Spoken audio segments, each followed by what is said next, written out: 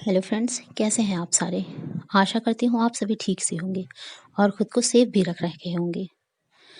हमारी बात मायके जाने पर हुए हंगामे पे चल रही थी। अब निर्भर इस बात पे करता है कि ससुराल वाले व मायके वाले किस तरह से इस संबंध को संभालते हैं, क्योंकि सभी का अपना अपना सोचने का नज़रिया है जिसे ना तो आप बदल सकते हैं और ना ही संभाल सकते हैं। इसीलिए अब पूरी पटकथा बहू से निकलकर ससुराल और मायके पर टिक जाती है।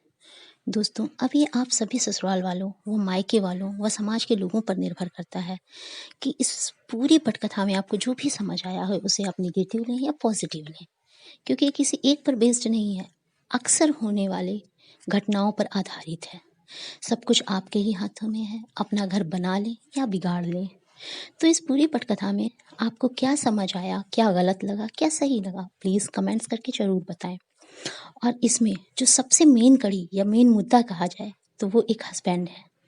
एक हस्बैंड का रवैया, विचार, उसकी क्रियाशीलता, उसके सकारात्मक विचार, संबंधों में जुड़ाव की स्थिति, बिगड़ते हुए रिश्तों की दूर को संभालना और बहुत सी ऐसी चीज़ें जो बहुत ज़रूरी हैं, उसके बिना कुछ भी नहीं हो सकता।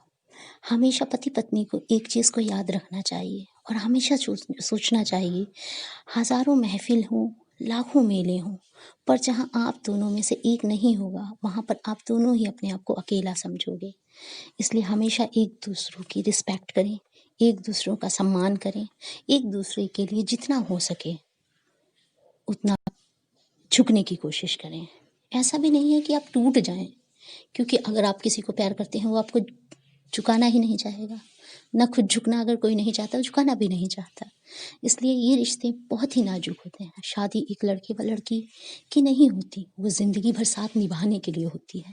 इसीलिए कहीं भी कुछ भी हो, बट आप अपने रिश्ते में कभी भी दरार ना पड़ने दें। एक चीज़ को हमेशा पकड़ के रखें, कुछ भी हो जाएगा मैं अपनी वाइफ को नहीं छोड़ूंगा। वाइफ को भी सोचना चाहिए किसी भी कीमत में हस्बैंड को नहीं छोड़ूंगी, क्योंकि दोनों के रिश्ते कोई खाना नहीं है, ये पसंद नहीं आया फेंक दिया, वो पसंद नहीं आया फेंक दिया। ये एक रिश्ता है। अगर आप पुराने ज़माने या पुराने वेद पुराणों में जाए तो एक बहुत बड़ी बात कही गई है कि रिश्ते टूट ही नहीं सकते, भगवान के यहाँ से बन के आते हैं, तो उसे आप क्यों कोशिश करते हैं तोड़ने की। आप एक नवजोड़ा या न्यूली कपल ही नहीं, बल्कि एक परिवार की नींव भी बनेंगे। इसीलिए रिश्तों को संजोए, तोड़े नहीं। एक पत्नी का एक पति के लिए कहा गया एक बहुत ही महत्वपूर्ण वाक्य मैं आपके सामने रखना चाहती हूँ। मैं शून्य हूँ, मैं शून्य हूँ, आप मुझे हमेशा अपने पीछे रखना। मेरा सबसे बड़ा फर्ज और कुछ नहीं, मेरा सबसे बड़ा फर्ज और कुछ नहीं, सिर्फ आपकी कीमत को बढ़ाना है। तो दोस्तों, एक पत्नी जब अपने पति से ये बात कहती है तो शायद इससे बड़ी बात उसके लिए कोई नहीं हो सकती।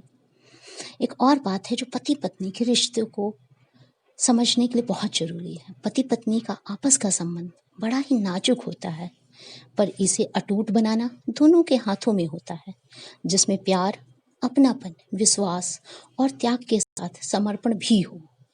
एक की कमियां दूसरे की कमियां निकालने की जगह उनको समझने की कोशिश ज़्यादा हो, क्योंकि यही एक रिश्ता है जो जन्म से नहीं जुड़ता लेकिन अंत तक साथ निभाता है। एक पति और पत्नी का रिश्ता बहुत अहम है, इसमें कभी तीसरे को मत आने दें। एक पति और एक पत्नी का रिश्ता एक ऐसी पतंग और डोर की तरह होता है जो उड़ तो एक दूसरे के बिना नहीं सकते, लेकिन कोई दूसरी पतंग अगर बीच में आ जाती है तो एक पल में हमेशा के लिए जुदा जरूर कर देती है। इसीलिए दोस्तों, पति पत्नी को चाहिए हमेशा कितना भी झगड़ा हो, कितनी आपस में अनबन हो, लेकिन वो अपने झगड़े में कभी थर्ड पर्सन को, इवन ससुराल वाले या मायके वालों को भी न पड़ने दें। अपनी प्रॉब्लम्स, अपनी जो भी अपनी प्रॉब्लम्स है या जो भी है, उसको आपस में बैठ के निपटाएं। ये विवाद ऐसा विवाद है जो अब तो उनके बीच प्यार और झगड़ा चलेगा, तीसरे के आने से ये बहुत बड़ा हो जाएगा जो शायद कभी ना सुलझ पाए। इसलिए कभी तीसरे को आने मत दें। तो दोस्तों, मेरी पटकथा जो आपने देखी है या सुनी है, journey from daughter to daughter in law, को शेयर करने के लिए आपका बहुत बहुत शुक्रिया। अब आगे क्या होगा, आगे कैसे होगा, ये आप सब पे छोड़ दिया गया है। अपने रिश्तों को कैसे संभालें, मेरा काम था, जो मेरा अनुभव था वो मैंने आपके सामने रखा। अब आप क्या इम्प्लीमेंट करते हैं।